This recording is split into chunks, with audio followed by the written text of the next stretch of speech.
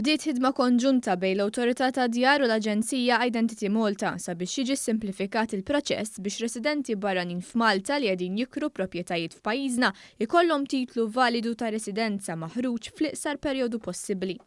Dan ġie diskuss f'laqgħa li saret bejn il-Ministru għall-Akkomodazzjoni Soċjali Rodri Galdes u s-Segretarju Parlamentari għaċ-Ċittadinanza Alex Muscat, flimkien ma' rappreżentanti mill-Awtorità tad-Djar u l-Aġenzija Identity Malta, hekk kif l-ewwel ta' Jannar daħlet fis-seħħ il-liġi tal-kirjiet residenzjali privati. Identity Malta se tkun qed titlob littra ta' approvazzjoni li tinħareġ mill-Awtorità tad-Djar li tassigura li l-applikant ikollu titlu sigur fuq kull kuntratt ta' kirja residenzjali li jaqa' taħt il-liġi u li biha jkun jista' japplika għal permessi rilevanti biex ikun jista' jgħix u jaħdem f'pajjiżna.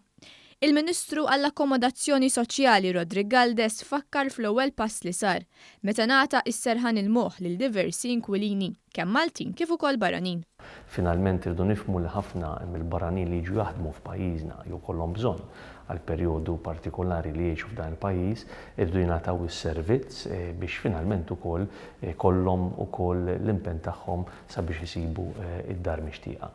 Finalment nafu li anke l-kooperazzjoni teżisti bejn l-Awtorità tad-Djar flimkien ma' Identity Malta waslet biex titnaqqas il-burokrazija. Is-Segretarju Parlamentari għaċ-Ċittadinanza Alex Muscat saħaq li huwa fundamentali li entitajiet fih dan il-Gvern jaħdmu jitfit. Sabiex anke nirregolaw aħjar dak kollu li għandu x'jaqsam ma' kull min huwa residenti Malta. Huwa tajjeb li jkun hemm din it-tip ta' kollaborazzjoni biex il-konsumaturi, ċittadini kollha, l-komunitajiet kollha li għandna f'pajjiżna kemm jista' jkun jieħdu l-aqwa servizz possibbli minn dawn l-entitajiet tagħna.